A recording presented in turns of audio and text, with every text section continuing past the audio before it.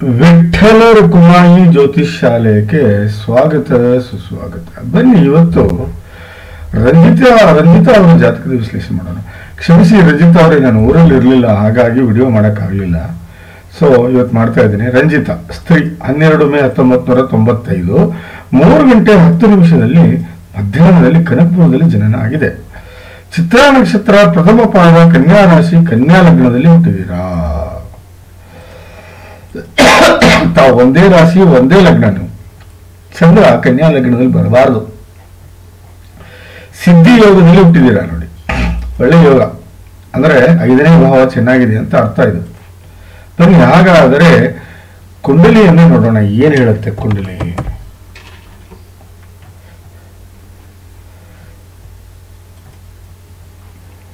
ನೋಡಿ, 1 ನೀವು ನಿಮ್ಮ ವ್ಯಕ್ತಿತ್ವ, 2 ವ್ಯವಹಾರ, 3 ಪರಾಕ್ರಮ, 4 ನಿಮ್ಮ ತಾಯಿ ಹಾಗೂ ಪ್ರಾಪರ್ಟಿ, 5 ವಿದ್ಯೆ, 6 ಕಷ್ಟಗಳು, 7 ದಾಂಪತ್ಯ, 8 ಶತ್ರು, 9 ಭಾಗ್ಯ, 10 ಕೆಲಸ, 11 ಲಾಭ, 12 ವಿದೇಶಿ ಪ್ರಯಾಣ.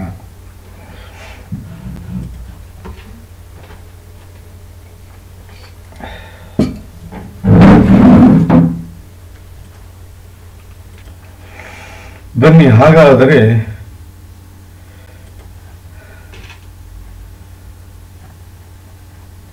ಯಾವುದೇ ಗ್ರಹ ಇರಲಿ, ಅದು 0 to 6 ಆಗಲಿ ಅಥವಾ 24 to 29 ಆಗಲಿ ಇದ್ರೆ ಲಾಭ ಕೊಡಲ್ಲ. 6ರಿಂದ 24 ಇರಬೇಕು. 0 to 6 ಅಂದರೆ 0 to 10 ಅಂತ ವರ್ಷ ಅಂತ ಅದರ ವಯಸ್ಸು. 24ರಿಂದ 29 ಅಂದರೆ 65 ವರ್ಷದಿಂದ 100 ವರ್ಷ ಅಂತ ಅರ್ಥ. 6ರಿಂದ 24 ಅಂದರೆ 15ರಿಂದ 60 ವರ್ಷ ಅಂತ ಅರ್ಥ.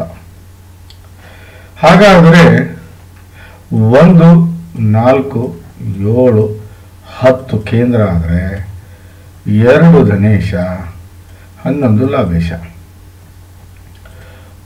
1,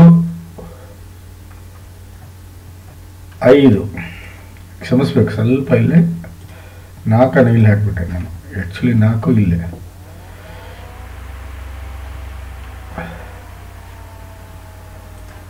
4, 1, 5, 9 ತ್ರಿಕೋಣ ಆದರೆ 6, 8, 12 ಭಾರಿ ಕೆಟ್ಟ ಸ್ಥಾನ.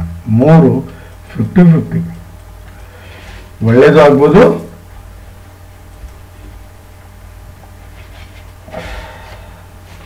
ಕೆಟ್ಟದ್ದು ಆಗ್ಬೋದು. 50-50. ಬನ್ನಿ, ಹಾಗಾದರೆ ಧನುರ್ದು ಕನ್ಯಾ ಲಗ್ನದ ಯೋಗಕಾರಕ ಗ್ರಹ 1ನೇದ್ದೇ ಬುಧ, 2ನೇದು ಗುರು, 3ನೇದು ಶುಕ್ರ, 4ನೇದು ಶನಿ, ತಾತ್ಕಾಲಿಕ ಮಿತ್ರ ಸೂರ್ಯ. ರಾಹು ಮತ್ತು ಕೇತು ಅತಿ ಗೆಳೆಯರಾದರೆ ಅತಿ ದೊಡ್ಡ ವಿರೋಧಿ ಕುಜ ಹಾಗೂ ಚಂದ್ರ. ಬನ್ನಿ, ಹಾಗಾದರೆ ಗ್ರಹಗಳ ಸ್ಥಿತಿಯನ್ನು ನೋಡೋಣ. ವಕ್ರೀಯ ಗುರು, ಉಚ್ಚ ಸೂರ್ಯ,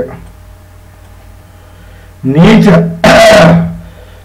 ಯಾರೂ ಇಲ್ಲ, ಅಸ್ತಂಗತನೂ ಯಾರೂ ಇಲ್ಲ. ವಕ್ರೀಯ ಇದ್ದಾನೆ, ಉಚ್ಚ ಗ್ರಹ ಇದೆ, ಆದರೂ ಜಾತಕ ಸ್ವಲ್ಪ ಕೆಟ್ಟಿದೆ. ಸ್ವಲ್ಪ ಸರಿ ಮಾಡ್ಕೊಂಡ್ರೆ ಬಹಳ ಚೆನ್ನಾಗಿ ಹೋಗುತ್ತೆ. ನೋಡಿ, 1ನೇ ಮನೆಯಲ್ಲಿ ವಿರೋಧಿ ಬಂದು ಕೂಡಬಾರದು. 1ನೇ ಮನೆಯಲ್ಲಿ ವಿರೋಧಿ ಬಂದು ಕೂಡಬಾರದು.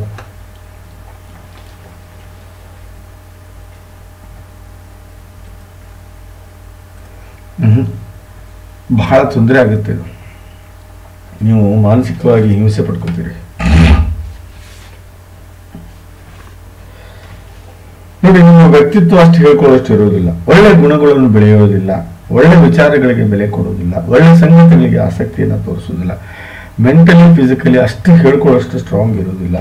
ಒಳ್ಳೆ ಇಮೇಜ್ ಬೆಳೆಸ್ಕೊಡೋದಿಲ್ಲ, ಬುದ್ಧಿವಂತಿಕೆ ನಡೆ ಇರೋದಿಲ್ಲ, ಗ್ರಾಸ್ಪಿಂಗ್ ಪವರ್ ಬಹಳ ಕಡಿಮೆ ಇರುತ್ತೆ, ಒಳ್ಳೆ ಟೇಸ್ಟ್ ಇರೋದಿಲ್ಲ. ದಯವಿಟ್ಟು ಚಂದ್ರನ ಶಾಂತಿ ನೀವು ಇಲ್ಲಿ ಮಾಡ್ಕೊಳ್ಳೇಬೇಕು. ಯಾಕಂದ್ರೆ ಮಾಡ್ಕೊಳ್ಳಿಲ್ಲ ಅಂದ್ರೆ ನೀವು ಲೈಫಲ್ಲಿ ತಪ್ಪು ನಿರ್ಧಾರಗಳನ್ನು ಬಹಳ ಮಾಡ್ತೀರಿ, ಕೆಟ್ಟ ದಾರಿ ಹಿಡಿಯೋ ಚಾನ್ಸಸ್ ಮಾಡಿದೆ.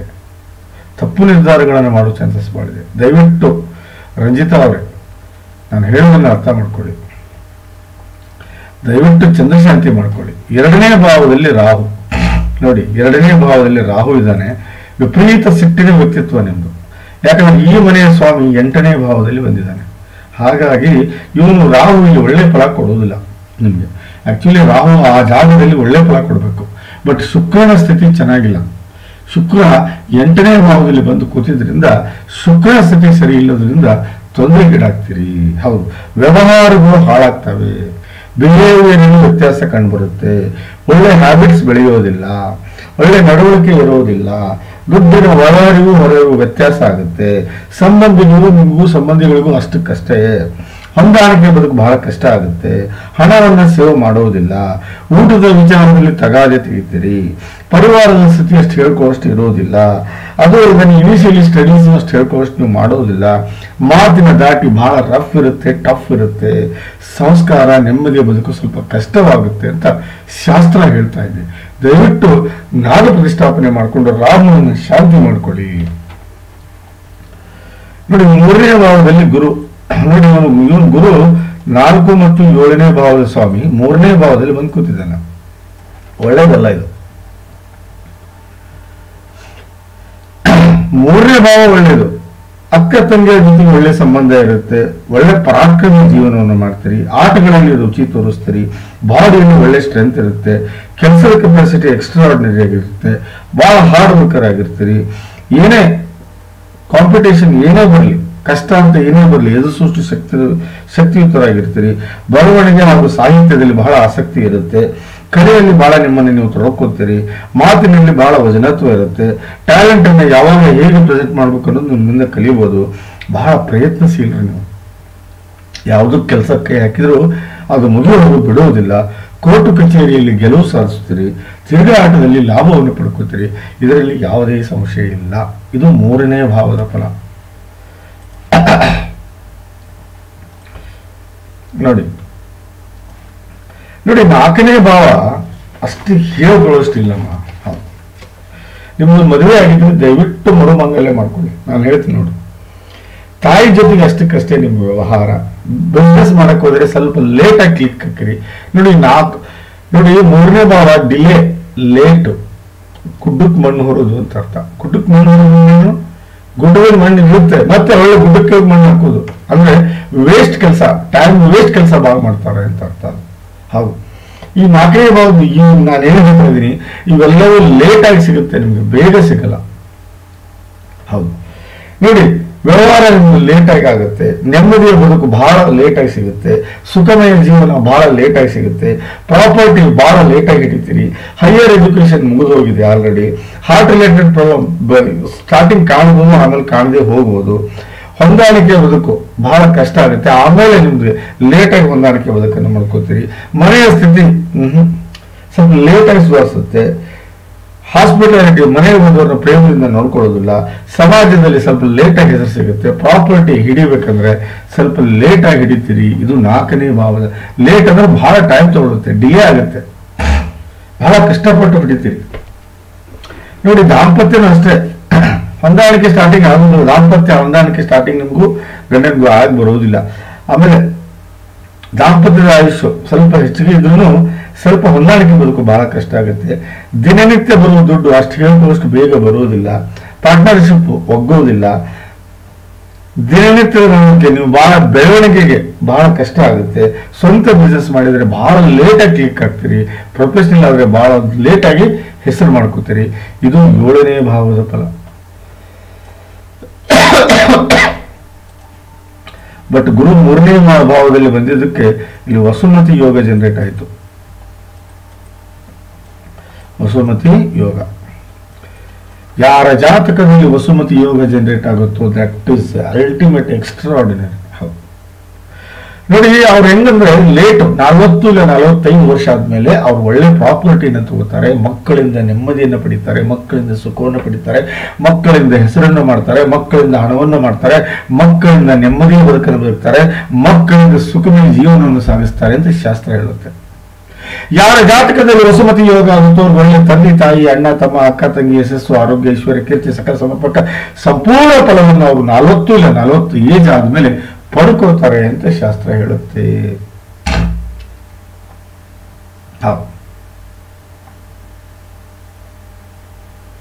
ಅಲ್ಲಿವರೆಗೂ ಸ್ವಲ್ಪ ಕಷ್ಟ ಆಗುತ್ತೆ ಅಂತ ಹೇಳ್ತಾರೆ ಅವ್ರು. ಹೌದು, ಡಿಲೇನೆಸ್ ಆಗುತ್ತೆ ಅಂತ. ಅಂದ್ರೆ ಎಲ್ಲಾ ರೀತಿ ಯೋಗಗಳು ನಾವು ಸಿಗ್ತಾ ಇಲ್ಲ ಅಂತಲ್ಲ, ಬಟ್ ಲೇಟ್ ಆಗುತ್ತೆ. 40-45 ಹಲ್ಲಿದ್ದ ಕಡ್ಲಿಲ್ಲ, ಕಡ್ಲಿದ್ದ ಹಲ್ಲಿಲ್ಲ.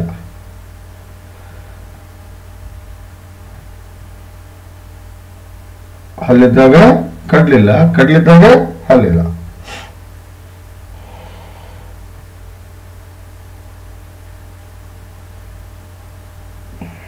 ಹಿಂಗಾಗುತ್ತೆ.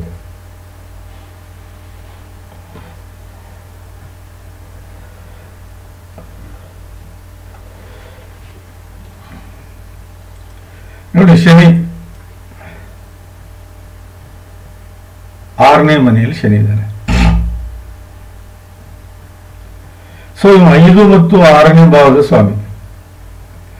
ಆದ್ರೆ ಇವನು ಇಲ್ಲಿ ತಟಸ್ಥನಾಗ್ತಾನೆ. ಅವನು ಯಾಕಂದ್ರೆ 5ನೇ ಭಾವದ ಸ್ವಾಮಿ ತಟಸ್ಥನಾಗ್ತಾನೆ. ಯಾವುದೇ ಕಾರಣಕ್ಕೂ ಏನೂ ತೊಂದರೆ ಕೊಡೋದಿಲ್ಲ ಅವನಿಗೆ. ಹೌದು, 6ನೇ ಭಾವದ ಕೆಟ್ಟ ಭಾವ ಕೊಡೋದಿಲ್ಲ. ಯಾಕಂದ್ರೆ ನಾವು 5ನೇ ಭಾವದ ಸ್ವಾಮಿನೂ ಹೌದು. ಹಾಗಾಗಿ 6ನೇ ಭಾವದಲ್ಲಿ ಬಂದು ಕುಂತರೂ ಸಹ ಅಲ್ಲಿ ಅವನು ತಟಸ್ಥನಾಗ್ತಾನೆ. ಯಾವುದೇ ಕಾರಣಕ್ಕೂ ತೊಂದರೆಯನ್ನು ಕೊಡುವುದಿಲ್ಲ ಅಂತ ಶಾಸ್ತ್ರ ಹೇಳುತ್ತೆ.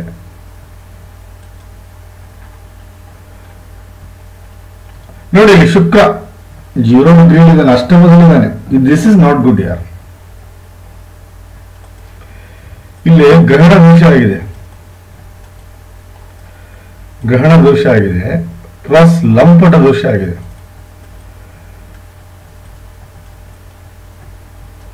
ಅಷ್ಟಮದಲ್ಲಿ ಗ್ರಹಣ ದೋಷ ಅಲ್ಲ, ಲಂಪಟ ದೋಷ ಆಗಬಾರ್ದು.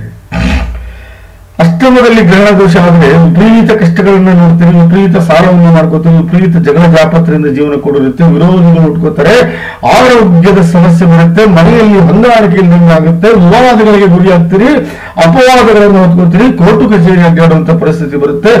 ಎರವು ಕೀಳು ನರ ಸ್ನಾಯುಗಳ ಹೊಡೆತಕ್ಕೆ ನೀವು ಅವರ ರೋಗಕ್ಕೆ ತುತ್ತಾಗುವುದೆಂದರೆ ತಂದೆಯ ವ್ಯವಹಾರ ಕೆಟ್ಟು ಹೋಗುತ್ತೆ. ತಂದೆಯ ವ್ಯವಹಾರದಲ್ಲಿ ಏರಿಕೆ ಕಾಣುವುದಿಲ್ಲ.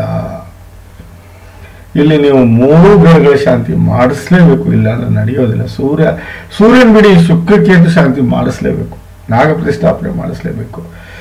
ಮೋಸ್ಟ್ ಡೇಂಜರಸ್ ಲಂಪಟ ದೋಷ ರಂಜಿತಾ ಅವರೇ. ಹೌದು, ನನ್ಗೆ ಗೊತ್ತಾಗಿಲ್ಲ, ನನ್ಗೆ ಗೊತ್ತಿಲ್ಲ ನೀವು ಎಷ್ಟು ವರ್ಷ ಆಯ್ತು ಮದುವೆ ಆಗಿದೆ, ದಯವಿಟ್ಟು ಫೋನ್ ಮಾಡಿ.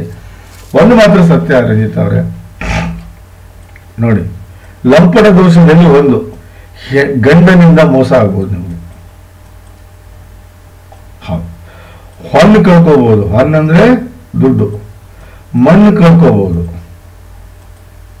ನೆಮ್ಮದಿ ಕಳ್ಕೋಬಹುದು, ನೆಮ್ಮದಿ ಕಳ್ಕೋಬಹುದು, ಕೆಟ್ಟ ಚಟಗಳಿಗೆ ಗುರಿ ಆಗ್ಬೋದು, ಕೆಟ್ಟ ಚಟಗಳಿಗೆ ಗುರಿ ಆಗ್ಬೋದು. ಇವೆಲ್ಲವೂ ಅಷ್ಟಮದಲ್ಲಿ ಆಗುವ ಚಾನ್ಸಸ್ ಬಹಳ ಇದೆ. ಹೌದು, ಲಂಪಟ ದೋಷ ಒಳ್ಳೆಯದಲ್ಲ ತಾಯಿ. This is not good. ಒಳ್ಳೆಯ ದೋಷ ಅಲ್ಲ, ಲಂಪಟ ದೋಷ ಒಳ್ಳೆಯ ದೋಷ ಅಲ್ಲ. ದಯವಿಟ್ಟು ನಾನು ಹೇಳೋದನ್ನ ಅರ್ಥ ಮಾಡ್ಕೊಳ್ಳಿ. ಶುಕ್ರ ಮತ್ತು ಕೇತು ಶಾಂತಿ ಮಾಡ್ಕೊಳ್ಳೋದು ಬಹಳ ಉತ್ತಮ. ನೀವು ಇಲ್ಲ ಅಂದ್ರೆ ಬಹಳ ಕಷ್ಟಕ್ಕೆ ಈಡಾಗ್ತೀರಿ. ನೋಡಿ, 9ನೇ ಮನೆಯಲ್ಲಿ ಬುಧ. ದಿಸ್ ಇಸ್ ಕಾಲ್ಡ್ ಶ್ರೇಷ್ಠ ಮಹಾಲಕ್ಷ್ಮಿ ಯೋಗ.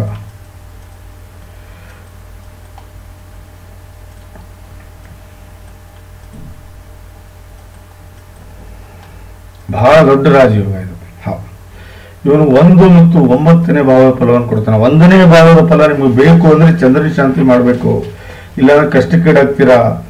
ಒಳ್ಳೆ ವ್ಯಕ್ತಿತ್ವವನ್ನು ಹೊಂದ್ತೀರಾ, ಒಳ್ಳೆ ಗುಣಗಳು ಬೆಳೀತವೆ, ಒಳ್ಳೆ ವಿಚಾರಗಳು ಬೆಳೀತವೆ, ಒಳ್ಳೆ ಸಂಗತಿಗಳಿಗೆ ಆಸಕ್ತಿಯನ್ನು ತೋರಿಸ್ತೀರಾ, ಮೆಂಟಲಿ ಹಾಗೂ ಫಿಸಿಕಲಿ ಬಹಳ ಸ್ಟ್ರಾಂಗ್ ಇರ್ತೀರಾ, ಆಸೆ ಆಕಾಂಕ್ಷೆಗಳನ್ನು ಈಡೇರಿಸ್ಕೋತೀರಾ, ಒಳ್ಳೆ ಇಮೇಜ್ ಅನ್ನು ಬೆಳೆಸ್ಕೋತೀರಾ, ಬುದ್ಧಿವಂತಿಕೆ ನಡೆಯನ್ನು ನಡೀತೀರಾ, ಗ್ರಾಸ್ಪಿಂಗ್ ಪವರ್ ಬಹಳ ಚೆನ್ನಾಗಿರುತ್ತೆ, ಒಳ್ಳೆ ಟೇಸ್ಟ್ ಅನ್ನು ಹೊಂದಿರ್ತೀರಾ ಅಂತ ಶಾಸ್ತ್ರ ಹೇಳುತ್ತೆ.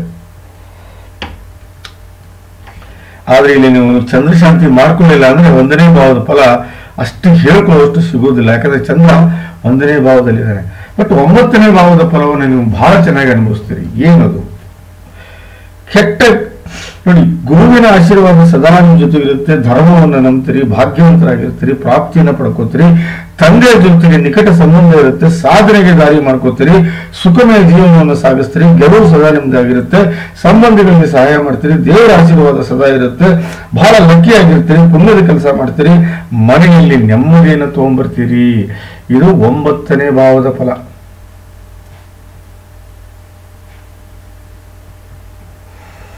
ಯಾರ ಜಾತಕದಲ್ಲಿ ಶ್ರೇಷ್ಠ ಮಹಾಲಕ್ಷ್ಮಿ ಯೋಗ ಆಗುತ್ತೋ ಅವರು ಒಳ್ಳೆ ತಂದೆ, ತಾಯಿ, ಅಣ್ಣ, ತಮ್ಮ, ಅಕ್ಕ, ತಂಗಿ, ಯಶಸ್ಸು, ಆರೋಗ್ಯ, ಐಶ್ವರ್ಯ, ಕೀರ್ತಿ, ಸಕಲ ಸಮರ್ಪಕ ಸಂಪೂರ್ಣ ಫಲವನ್ನು ಅನುಭವಿಸುವುದಲ್ಲದೆ ಒಳ್ಳೆ ಸಂಪತ್ತು, ಒಳ್ಳೆ ಐಶ್ವರ್ಯ, ಒಳ್ಳೆ ಪ್ರಾಪರ್ಟಿ, ಒಳ್ಳೆ ಜ್ಞಾನ, ವಿದ್ಯೆ, ಬುದ್ಧಿ, ಒಳ್ಳೆ ದಾಂಪತ್ಯ, ಒಳ್ಳೆ ಗಂಡ ಮಕ್ಕಳು, ಯಶಸ್ಸು, ಕೀರ್ತಿ, ಸಾಧನೆ, ಸಮರ್ಥ ಮಾನಸಿಕ ಹಾಗೂ ದೈಹಿಕ ಶಕ್ತಿ, ಸಾಮಾಜಿಕ ಹಾಗೂ ಧಾರ್ಮಿಕ ಮುಖ್ಯ ಕೆಲಸಗಳು, ಮಾನ, ಪ್ರತಿಷ್ಠೆ, ಸ್ಥಾನ ಮಾನ, ಯಶಸ್ಸು, ಆರೋಗ್ಯ, ಆಯುಷ್ಯವನ್ನು ಪಡ್ಕೊಂಡು ಬಹಳ ಸುಂದರವಾದ ಜೀವನ ನಡೆಸ್ತಾರೆ, ಯಶಸ್ವಿಯಾಗಿ ಇರ್ತಾರೆ, ಒಳ್ಳೆ ಜೀವನ ಸಿಗುತ್ತೆ.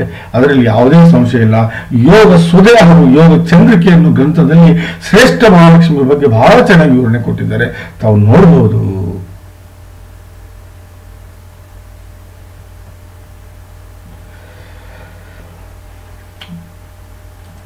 ನೋಡಿ, ನಾನು ಹಿಂಗೆ ಹೇಳ್ತೀನಿ ಅಂತ ಬೇಜಾರಾಗಬೇಡಿ. ಇರೋ ಸತ್ಯ ಹೇಳೋಕೆ ನಾನು ನನಗೆ ವಿಡಿಯೋಸ್ ಬರೋದು. ಸತ್ಯ ಹೇಳೋದಿಲ್ಲ ರಾಂಗ್ ಆಗುತ್ತೆ. ಇದು ಸೂರ್ಯನ ಮನೆ, ಇದು ಕುಜನ ಮನೆ. ಸೂರ್ಯ ಬಂದು ಕುಜನ ಮನೆಯಲ್ಲಿ ಕೂತಿದ್ದಾನೆ, ಕುಜ ಬಂದು ಸೂರ್ಯನ ಮನೆಯಲ್ಲಿ ಕೂತಿದ್ದಾನೆ. ಇದು ಕೆಟ್ಟ ಪರಿವರ್ತನಾ ಯೋಗ.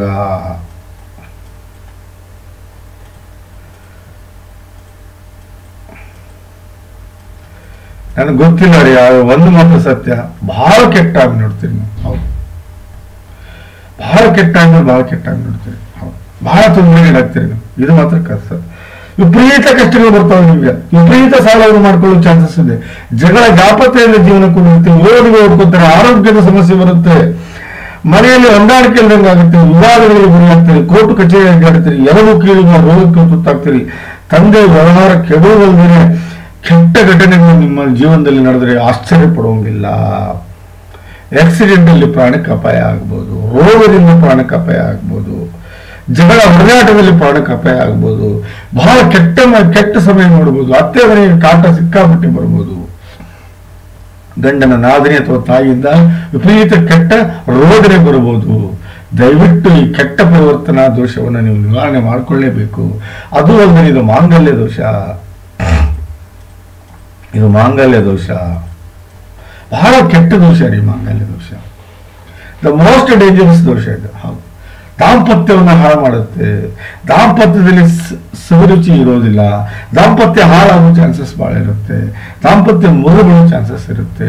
ನೀವು ಮದುವೆ ಆಗಿದ್ರೆ ನೀವು ಮತ್ತೊಮ್ಮೆ ನಿಮ್ಮ ಯಜಮಾನರನ್ನ ಮರು ಮದುವೆ ಮಾಡ್ಕೊಳ್ಳಿ. ದಯವಿಟ್ಟು ರನಿತ ಫೋನ್ ಮಾಡಿ, ನಾನು ಏನೇನು ಮಾಡಬೇಕು ಅಂತ ಹೇಳ್ತೀನಿ, ಈ ವಿಡಿಯೋದಲ್ಲಿ ಹೇಳೋದಲ್ಲ, ಅದು ಫೋನ್ ಮಾಡಿ ನೀವು, ಸರಿನಾ? ಸೊ ಜಾತಕದಲ್ಲಿ ಬಹಳ ಕೆಟ್ಟ, ದಯವಿಟ್ಟು ನಾನು ಹೇಳೋದನ್ನ ಅರ್ಥ ಮಾಡ್ಕೊಳ್ಳಿ. ನೋಡಿ, ಫಸ್ಟ್ ಬಿಟ್ಟು ಚಂದ್ರ ಶಾಂತಿ ಆಗಬೇಕು, ಅದಾದ್ಮೇಲೆ ಶುಕ್ರ ಶಾಂತಿ ಆಗಬೇಕು, ಅದಾದ್ಮೇಲೆ ಕುಜ ಶಾಂತಿ ಆಗಬೇಕು, ಅದಾದ್ಮೇಲೆ ನಾಗ ಪ್ರತಿಷ್ಠಾಪನೆ ಆಗಬೇಕು. ಮಸ್ಟ್ ಅಂಡ್ ಶುಡ್ ಇವು ಮಾಡಲೇಬೇಕು, ಮಾಡಲಿಲ್ಲ ಅಂದ್ರೆ ನಡೆಯೋದಿಲ್ಲ ಅಂತ ಹೇಳ್ತಾ ಈ ಜಾತಕದ ವಿಶ್ಲೇಷಣೆಯನ್ನು ನೆಕ್ಸ್ಟ್ ಭಾಗಕ್ಕೆ ತಗೊಂಡು ಹೋಗ್ತೇನೆ.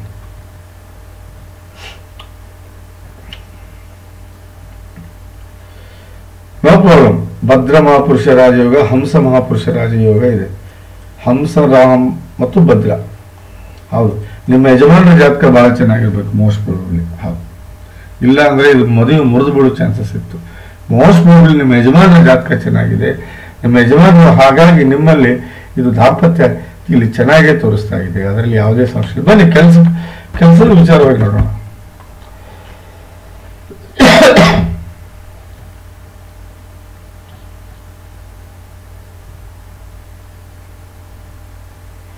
No problem. 10ನೇ ಮನೆಯಲ್ಲಿ ಶುಕ್ರ ಇದ್ದಾನೆ, ಕುಜ 2ನೇ ಮನೆಯಲ್ಲಿದ್ದಾನೆ. ದುಡ್ಡು, ಹಣಕಾಸು, ಆಸ್ತಿ ಗೀಸ್ತಿ, ಆಭರಣಕ್ಕೆ ಏನು ತೊಂದರೆ ಇಲ್ಲ ನಿಮಗೆ ಅಂತ ಶಾಸ್ತ್ರ ಹೇಳ್ತಾ ಇದೆ. ಬನ್ನಿ, ಹಾಗಾದರೆ ನೀವು ರಾಹು ದಶೆ ಮುಗಿಸ್ಕೊಂಡು ಗುರು ದಶೆಯಲ್ಲಿದ್ದೀರಾ, ನೋ ಪ್ರಾಬ್ಲಮ್. ಆದರೂ ಸಹ ನಾನು ಹೇಳೋದು ನಿಮ್ಗೆ ಇಷ್ಟೇ, ಚಂದ್ರ ಶಾಂತಿ ಹೌದಾ, ಶುಕ್ರ ಶಾಂತಿ ಹೌದಾ, ಕುಜ ಶಾಂತಿ, ಈ 3 ಗ್ರಹಗಳ ಶಾಂತಿ ಮಾಡಿ, ಪ್ಲಸ್ ನಾಗ ಪ್ರತಿಷ್ಠಾಪನೆ ಮಸ್ಟ್ ಅಂಡ್ ಶುಡ್ ಮಾಡ್ಕೋಬೇಕು. ನಾಗ ಪ್ರತಿಷ್ಠಾಪನೆ ಮಾಡ್ಕೊಳ್ಳಿ. 100% ಒಳ್ಳೇದಾಗುತ್ತೆ. ಒಂದು ವೇಳೆ ನೀವು ಮದುವೆ ಆಗಿದ್ರೆ ದಯವಿಟ್ಟು ಜಗಳ ಜಾಪತ್ರ ಇದ್ರೆ ದಯವಿಟ್ಟು ಮರು ಮದುವೆ ಆಗೋದು ಮಾತ್ರ ಮರಿಬೇಡಿ. ಮರು ಮದುವೆ ನಾನು ಹೇಳ್ತೀನಿ ಹೆಂಗೆ ಮಾಡಬೇಕು ಅನ್ನೋದನ್ನ ದಯವಿಟ್ಟು ಫೋನ್ ಮಾಡಿ ಅಂತ ಹೇಳ್ತಾ ಈ ಜಾತಕದ ವಿಶ್ಲೇಷಣೆ ಮುಗಿಸ್ತಾ ಇದ್ದೇನೆ. ನಮಸ್ಕಾರ.